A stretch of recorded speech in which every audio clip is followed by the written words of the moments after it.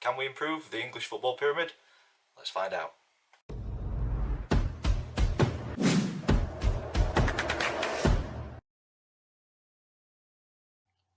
So guys, welcome to this video, something a bit different in the close season. Many conversations have happened around the English football pyramid, and is it good enough? Can it be changed? Can it be tweaked to make things better?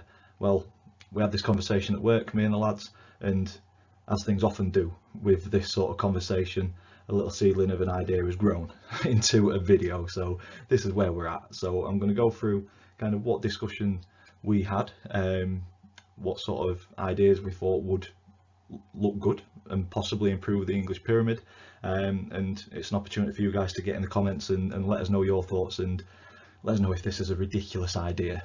But yeah, it did get out of hand while we were talking about it at work. But before I do get into it, I do just want to say that I think we have got the best footballing pyramid in the world in terms of being able to grow, improve, get promoted and become a professional club. I think the English pyramid does it superbly. I think the grassroots is fantastic, but maybe a few tweaks could be done. So we're going to start with the tables how they ended at the 2024-25 season.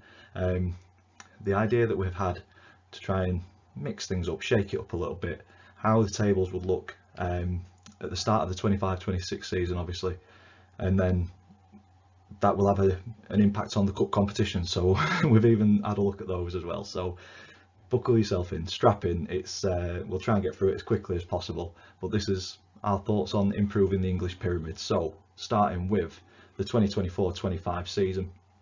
Championship, Tier 2 in English football. Leeds, Burnley, Sunderland all promoted. Sheffield United, Coventry and Bristol City unfortunately didn't make it through the playoffs, and then we've got all of the mid-table who survived in the Championship, and then Luton, Plymouth and Cardiff dropped down to Tier 3. So that is Tier 2. Tier 3, Birmingham, Wrexham, Charlton all went up. Charlton through the playoffs. Stockport County, Wycombe and Leyton Orient failed in the playoffs. And it's 4 down from Tier 3 to Tier 4. Crawley, Bristol Rovers, Cambridge and Shrewsbury ended up facing the drop. If you are new to the channel, we have gone through and graded everybody within the 72 on the 72 review, so go back and check those videos out if you want to see how we rated everybody's seasons. But yeah, in this idea, the 72 would actually become the 80, and it would make 100 with the Premier League. So that's a little insight into what we're thinking here. Tier 4, it's 4 up from League 2 to League 1, and my team, Doncaster Rovers, won the Championship. Port Vale, Bradford joined us. AFC Wimbledon followed us in the playoffs, with Walsall, Notts County and Chesterfield missing out. Carlisle and Morecambe ended up going through the trapdoor into non-league, which takes us to Tier 5, and Barnet and Oldham are back in the league, with York City, Forest Green, Rochdale, Halifax and Southend missing out in the playoffs. Dagenham and Redbridge, Maidenhead, Fylde and Ebbsfleet all facing the drop into their more regional non-league tables. So that is Championship, League 1, League 2 and National League, Tier 2 to Tier 5. We do also have Tier 6, which is the National League North and National League South. So Brackley Town and Scunny both came up from the National League North. Truro City and Boreham Wood both came up from the National League South. And on the screen now is a playoff picture. So looking at this, how do you explain this to somebody who doesn't know English football? You've got 3 up, 3 down from the Championship, 3 up, 4 down from League 1, 4 up, 2 down from League 2, and 2 up, 4 down from the National League. Now, I've seen York City post in the close season about how unfair it feels to miss out because it's only 2 up, and I see both sides of the coin really. I think you want the EFL to be an exclusive club that is difficult to get into, so 2 up does make sense, but at the same time I think the budgets that the National League teams have got now, it's very close to being a second League 2, just like the Championship is very close to being a second Premier League, although the gap is clear with teams going up and coming straight back down. But you look at League Two and the National League, there's teams that have done so well from coming up. Notts County, Wrexham both came up. Stockport, who are now in League One. Chesterfield got playoffs last season. Bromley did really well, finishing mid-table. So I don't think there's that big a gulf in class. So that got us to looking at 4 divisions of 20 rather than 24, which would mean a lot of restructuring. So let's have a look at that. Starting in the old championship, which will become the EFL Division 1, remains as Tier 2. No changes as such, other than the relegated and promoted teams. So that's the 20. Birmingham, Blackburn, Bristol City, Charlton, Coventry, Ipswich, Leicester. Ipswich and Leicester both coming down from the Premier League. Middlesbrough, Millwall, Norwich, Oxford, Preston, QPR, Sheffield United, Sheffield Wednesday, Southampton, Swansea, Watford, West Brom and Wrexham make up Division 1. Division 2, unfortunately, if you follow a club which is in yellow, you're hit by the restructuring. So although you survive the championship, you would end up dropping down to Tier 3 because of the restructuring of 20 teams per division, but I've kept relegation and promoted teams in there. So Division 2 would be Wimbledon, Barnsley, Blackpool, Bolton, Bradford, Cardiff, Derby, Donny, Huddersfield, Hull, Leyton Orient, Lincoln, Luton, Plymouth, Port Vale, Portsmouth, Reading, Stockport, Stoke and Wickham. And as we go down the divisions, unfortunately, restructuring becomes a lot more because of the introduction of the 4th division. So Division 3, Barnet obviously getting promoted from non-league into the EFL. This would mean that they'd jump a couple of divisions, and so would Oldham. Some teams have really benefited, some teams have not. But yeah, Bristol Rovers, Burton, Cambridge, Chesterfield, Colchester, Crawley, Exeter, Grimsby, Mansfield, Northampton, Notts County, Peterborough, Rotherham, Salford, Shrewsbury, Stevenage, Walsall and Wigan are the other teams that make up Division 3. And once again, if the teams are in yellow, the restructuring means that they've just dropped down a tier. And then Division 4, we've got a couple of different restructuring teams. So obviously it's a newly introduced division to make it 80 teams across the EFL, 100 if you include the Premier League. But if you're in the dark yellow and you follow one of those teams, unfortunately the restructuring has dropped you down. If you're a fan of a team in light yellow, the restructuring has bumped you up. So congratulations to Forest Green, Gateshead, Halifax, Rochdale, Southend and York, who, although you missed out in the playoffs because of the restructuring, you've been bumped up to still in the 5th tier, but it's the EFL Division 4. Carlisle, Morecambe effectively get a reprieve from going into the non-league, although it is still dropping a division. And the rest of the teams that make up this division: Accrington, Barrow, Bromley, Cheltenham, Crewe, Fleetwood, Gillingham, Harrogate, MK Dons, Newport, Swindon and Tranmere. And then finally we've got the National League, which is now Tier 6.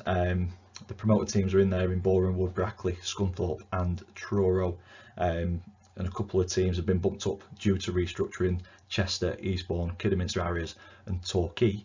The relegated teams from the National League this season would, like Morecambe and Carlisle, face a bit of a reprieve. So Dagenham and Redbridge, Ebbsfleet, Fylde and Maidenhead remain in the National League.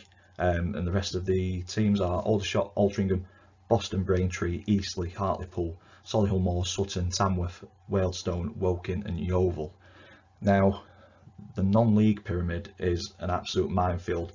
My head fell off having a look at it, so I think that is potentially another video, or it just stays as it is because it seems to work. It gets regionalised, so more teams have to go down so that the right teams can come up and stuff. So yeah, probably leave that as it is. Moving to what the divisions would look like at the start of the 25-26 season, or the following season if this was ever implemented. It just looks a lot neater, a lot tidier and uniformed. Every single division from Division 1 to Division 4 will have 2 teams up, 4 teams fighting out on the playoffs. I don't think we can get rid of the playoffs. The jeopardy around it is fantastic, and if you're a Sheffield United fan, you're probably going to disagree with this, but I think when you do win one, the feeling is just, you can't compare it to anything. Obviously, being a Donny fan, I've seen us win leagues, which is fantastic, feels great, but it doesn't quite touch winning the playoffs. So yeah, the playoffs have got to stay for me. And then it's 3 down from every division as well. And then in the National League, it's 2 up automatically, 1 up through the playoffs, but still 4 down because of the regional split after that. So that's what we're thinking with the divisions. Let me know in the comments down below if you agree or disagree on that. Moving on to the cups now. So the Virtu Trophy, I don't really like the way that it's set up at the minute, and this could reinvent the trophy. So I think for me, 60 teams from Division 2 to Division 4 should be entered. That regionalised into 5 different groups consisting of 12 teams, and then games picked, 2 home, 2 away. Everybody plays 4 games within that group. The top 2 go through to the round of 16, so that's 10 teams through. There is a knockout round in between the group stage and round 16, so 12 team single knockout round, and that will consist of the 3rd and 4th best placed teams in each group, and then the 2 best 5th placed teams. The winners of those games would make up the final 6, and then it's a straight knockout from there. Round of 16, then into the quarterfinals, semi-finals, and then the final at Wembley. No Premier League teams in there. Happy days. Reinvents the trophy and probably makes it a better, more supported, more watched, more accepted trophy than it is now. Onto the Carabao Cup. So slight difference with this one. Round 1, I think the Premier League teams just come in a little bit later. Obviously the preliminary round has been brought in this season because there's so many teams in Europe. It annoys me that the EFL fold to the Premier League so often. So for me, if they don't want it, don't be in it, or restructure it so that teams aren't impacted negatively lower down the pyramid. So for me, round 1, 40 teams, Division 4 and Division 3 teams, straight knockout, going into round 2 where Division 2 teams are added. So that would be another 40 teams in there. Round 3 would be a 36 team single game knockout, so the 20 winners from round 2 plus 16 EFL 1 Division 1 teams added via a draw. So the draw could be number 1 gets pulled out, and that's Doncaster Rovers, and then a ball gets pulled out that says Division 1, and then out of a third pot is all 20 Division 1 teams. That gets drawn, and it's 16 random Division 1 teams. Round 4 would make it a 32 team single game knockout, the 18 winners from round 3, and then the 4 remaining Division 1 teams are added at this point, along with the 3 most recently promoted teams, so that would be Leeds, Burnley and Sunderland, and then the Premier League teams ranked 11th to 17th in the previous season, with one caveat to that: if one of those teams is in Europe, then the 10th place team replaces them. So this season it would be Brentford rather than Crystal Palace, and then they haven't got anything to worry about in terms of overplaying and a full fixture list. And then it's a straight knockout, round of 16, quarter-final, semi-final, 2-legged knockout as it currently is in Carabao Cup, and then the final at the very end. And then finally the FA Cup. So we've gone with a 232 team single game knockout for round 1. The preliminary rounds winners, 192 of those, so there's hundreds and hundreds of teams that join the FA Cup every single year, and that's why it's a competition that, in my opinion, should be protected and celebrated as well. But in round 1, 40 Division 3 and Division 4 teams are added. Round 2, all of the winners plus the 20 Division 2 teams are added. Round 3, 68 winners from round 2 plus the 20 Division 1 teams. Round 4, the big boys enter rather than in round 3. So the 44 winners from round 3 plus 20 Premier League teams are added. And then straight knockout, round 5, round of 16, quarter final. For me, the semi-final should be returned back to a neutral venue to make the final at Wembley a special occasion for the teams that make it.